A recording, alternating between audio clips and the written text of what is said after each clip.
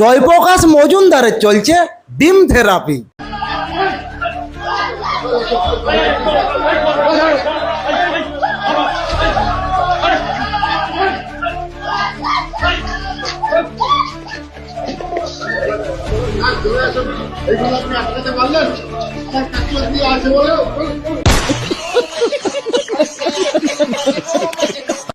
এই ডিম therapy treatment থেকে তৃণমূলের কিন্তু কোনো নেতা বাদ যাচ্ছে না।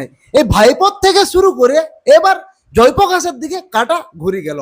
সব থেকে একটা মজার কি বিষয়, আজ জয়প্রকাশকে যখন থানায় নিয়ে আসে তিনি কিন্তু ভয়ে গাড়ির থেকে নামতে যায়নি।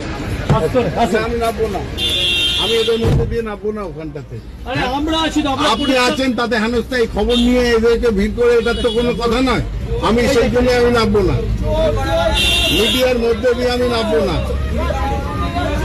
জোর করবেন না, আপনি ফার্স্ট ফ্লোরে যান, গিয়ে আপনি ছবি তুলে দেখে নিয়ে আসুন।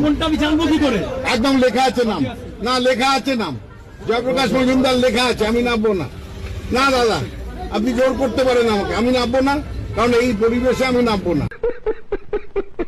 পাবলিক দেখে গাড় ফাড়ল জয়প্রকাশের, এই জন্যে ভয়ে বলছে আমি গাড়ি থেকে নামবো নাই, পাছে ভাইপোর মতো অবস্থা আমারও করে পাবলিক। তাই এইখানে অনুব্রত মণ্ডলের সেই ডায়লগের কথাটি মনে পড়ে গেল। অতি বড় হয়েও না, ঝড়ে পড়ে যাবে, অতি ছোট হয়েও না, ছাগলে মুড়ে খাবে, সেই অবস্থা হয়েছে।